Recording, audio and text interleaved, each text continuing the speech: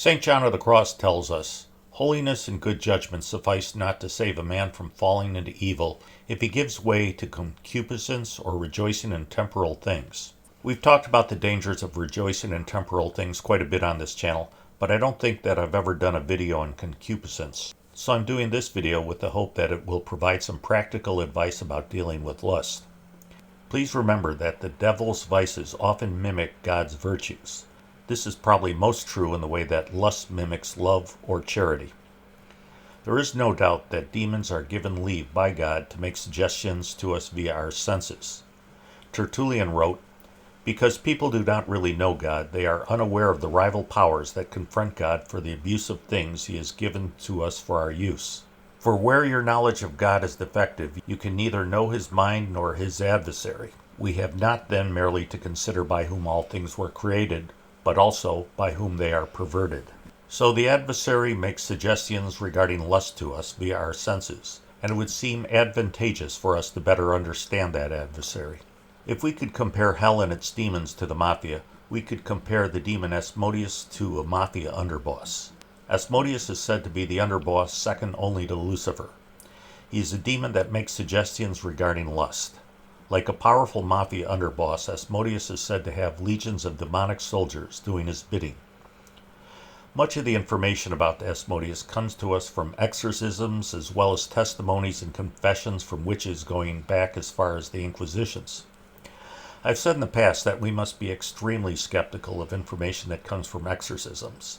Though at some point a demon may be compelled to be truthful, it can't be certain when that point has come.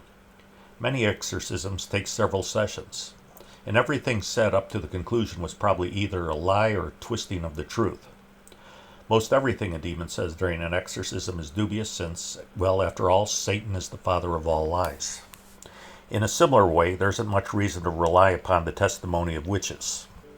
And finally, the Catholic Encyclopedia warns us that demonology is rife with error because much of it is based upon assumptions. However, the fact that Asmodius is a demon associated with lust seems to be proved by Scripture. Because she had been given to 7 husbands, and a devil named Asmodius had killed them at their first going in unto her. Of this verse, Haydock's commentary says of Asmodius, "King of the devils of that country, exciting people to lust and destroying them." So it appears that Asmodius is related to lust, and he has been increasingly given greater leave to influence us via the senses than he had in prior generations. So what's the point of this video? Scripture suggests that if we know the name of a demon who is tormenting us, we will have a greater advantage. So if lust is a problem, it may be helpful to know the demon's name, Asmodius. However, never, ever, ever chat with a demon. This is possibly the most dangerous thing a person could do. The most you should ever say in direct discourse is, "Asmodius be gone," and I can't stress this enough. The other point of this video is to tell you that St. John the Apostle is said to be a powerful intercessor and powerful adversary against lust. I recall that St. Teresa of Avila wrote that prayers to some saints are efficacious in one area but almost useless in another area. By the way, I'm having trouble finding the exact quote, and if you can find it, please post it down below. So if lust is a problem, it seems that St. John the Apostle should be your go-to intercessor. And a simple prayer saying, "St. John the Apostle, please protect me against the wickedness and snares of Asmodius and his demons," would be powerful.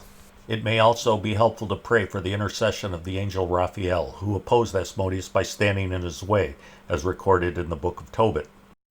It seems that inclinations towards sodomy may also be influenced by suggestions from Asmodius and his minions. But the very devil of fornication, and the chief of that abomination, is called Asmodius, which means the creature of judgment.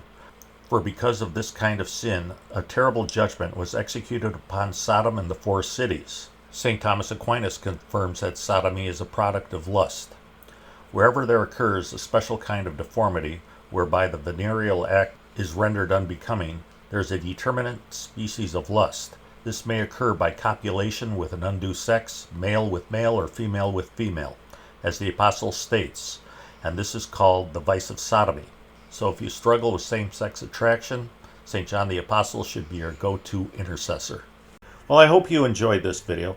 I'll be back again within a week with another one, But in the meantime, please check out my Facebook page and my Twitter page. Every day I post additional content that you won't find on this YouTube channel.